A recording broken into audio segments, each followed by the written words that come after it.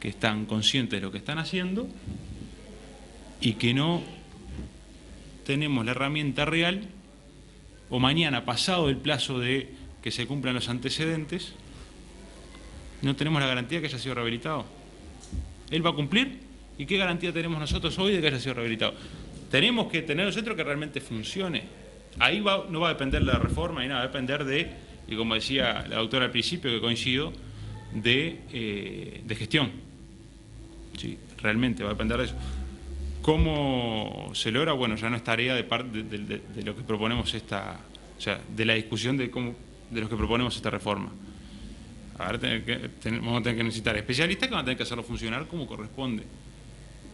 Sacar el concepto de que no son rehabilitados sobre lo que ha pasado. Y digo algo que me olvidé decir hoy cuando hablábamos de los informes de los medios. Uno de los informes que surgió hace un tiempo de la situación que existe hoy en el CIRPA. Está bastante errado el camino que habían tomado ahí. Creado ahora, hace poquito. El camino de la tortura no es un camino. Yo ahí sí prefiero no llevarlo. Si lo voy a llevar a Uribe, a torturarlo.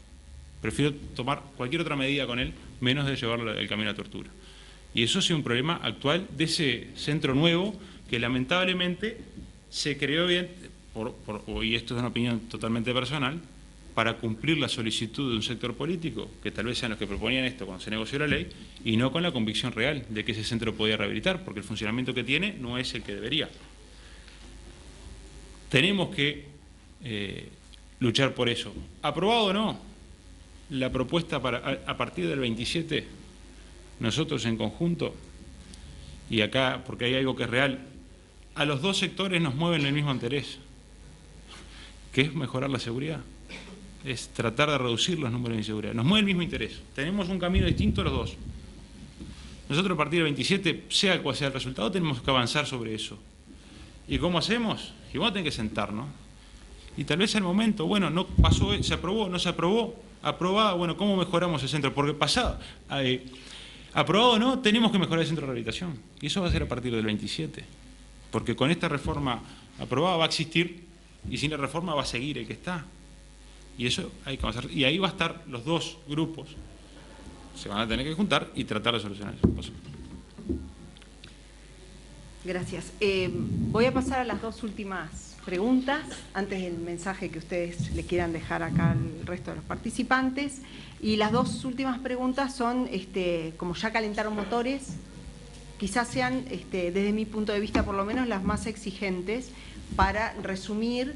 Y también porque, bueno, seguramente ahí tengan que condensar más que las propuestas concretas, un poco la filosofía que los impulsa a cada uno de ustedes a estar defendiendo cada una de las posturas.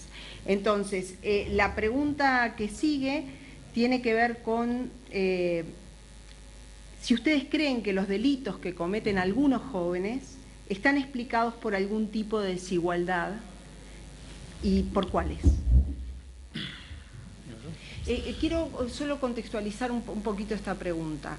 El tema de la seguridad y el tema de la criminalidad específicamente, a lo largo de muchísimos años, cuando se ha estudiado, se ha tratado de encontrar también explicaciones al fenómeno de la inseguridad y la criminalidad, ¿verdad? Entonces, en ese intento por encontrar explicaciones, muchas veces se ha recurrido a algunos conceptos que relacionan, por ejemplo, el tema de la inseguridad con la pobreza, o el tema de la inseguridad con el desempleo, o el tema de la inseguridad con crisis de la psicología individual, evolutiva individual de las personas. O sea, hay explicaciones de muchos tenores y también tienen que ver mucho con las distintas disciplinas que abordan el tema.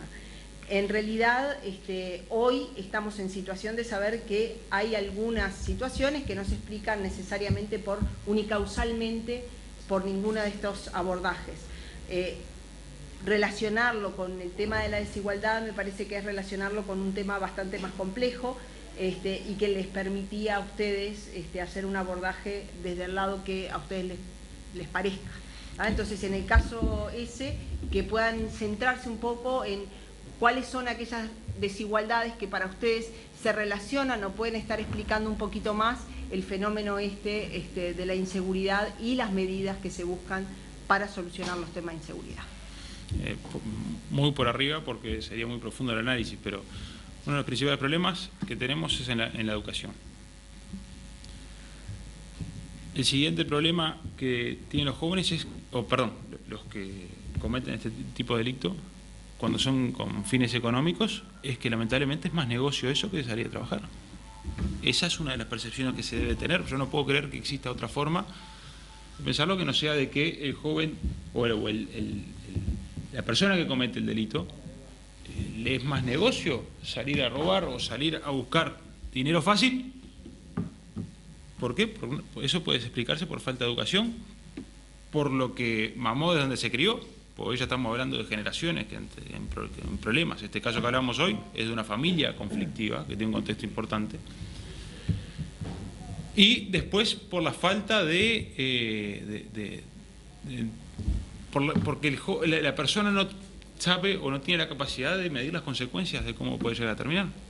La falta de miedo con respecto a lo que le puede llegar a pasar. Yo creo que esas tres juntas son una parte fundamental del problema. No tienen educación, les es más negocio salir a delinquir y no miden las consecuencias.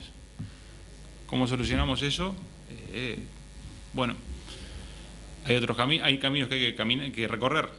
Yo creo que lo fundamental para eso es la educación y la falta de ella, por un montón de cosas. Hoy vivimos en un país donde tenemos una franja que corta, tenemos gente con determinados recursos que tiene la capacidad, el poder de enviar a sus hijos a educación privada, y tenemos otros que no pueden, o tal vez otros que tienen que mandarlos a la calle a buscar porque son incentivados por los propios mayores, que es una de las cosas que está contemplada acá en la reforma, que está contemplada de antes, ¿verdad?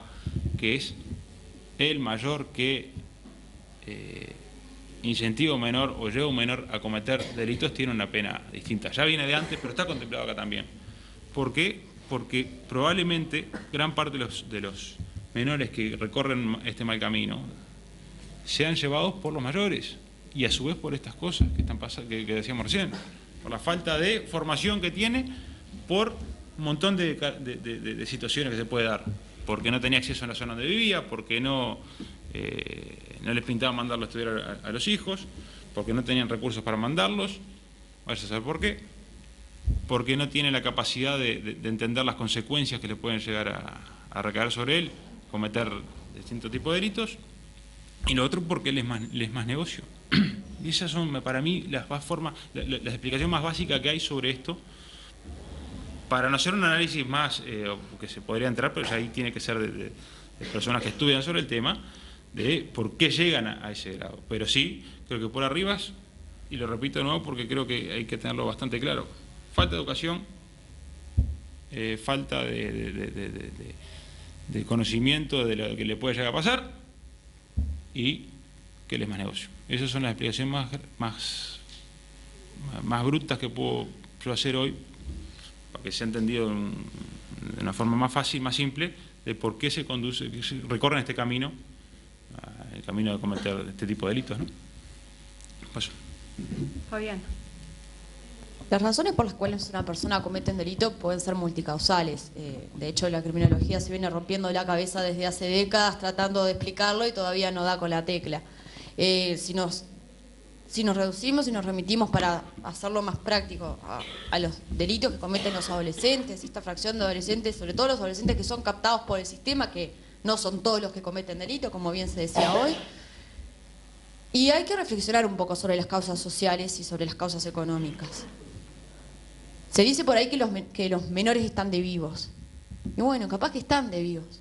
Parte de ser adolescente es estar de vivos, ¿no? Parte de ser adolescente es ser rebelde, es contradecir, es desafiar. Ahora, ¿por qué a veces al estar de vivos se les va la mano? Yo no creo que sea el mero hecho de decir que les falta educación. Sí, la educación está mal. Ahora, no creo que haya más paros o menos paros afecte que un adolescente termine delinquiendo. Lo que puede sí empujarlo a delinquir sea que el sistema educativo lo excluya porque no sepa despertar en él el interés, porque no sepa contemplarlo, porque no sepa contenerlo, porque lo excluya, por ejemplo, porque su orientación sexual o porque su identidad de género o porque su identidad cultural es diferente a la de la mayoría y lo haga sentir tan excluido que opta por la deserción en lugar de hacer el triple de esfuerzo que el promedio de sus compañeros de clase para poder seguir adelante. Entonces, sí, seguramente que aquel chiquilín que se siente excluido, que se siente discriminado, que se siente segregado y que encima todo el tiempo está siendo alimentado por la obligación moral y social de tener el mejor celular del mundo, para ser alguien y para tener un nombre y para ser respetado, sí, seguramente será más empujado a cometer delitos. Y de hecho, hay una buena parte del delito que no se puede explicar por esta, pero la mayoría de los delitos que cometen los adolescentes son aquellos llamados delincuencia predatoria, los hurtos, las rapiñas, los copamientos, sí, serios delitos, pero que tienen que ver con que el gurí quiere tener cosas, porque para ser alguien tiene que tener cosas. Y sí, yo no diría que es por la ecuación económica de que le es más rentable cometer un delito que salir a trabajar. Ahora, pongan a un chiquilín de 16 años de un ambiente socioeconómico medio bajo a buscar trabajo, a ver qué consigue. Y a ver en qué condiciones laborales va a trabajar y a ver qué sueldo va a cobrar. Y a ver si con ese sueldo se compra la identidad que la sociedad le está exigiendo. Por supuesto que el delito tiene explicaciones sociales. Ahora, y en esto creo que coincidimos la mayoría de los uruguayos, porque uno sale a hablar con la gente y te dicen no a la baja, y te dicen sí a la baja, y están de acuerdo con que hay una causalidad que tiene mucho que ver con los problemas sociales y los problemas económicos. Y por eso nosotros decimos, entonces, ¿por qué no estamos discutiendo una reforma que tenga que ver con eso? ¿Por qué?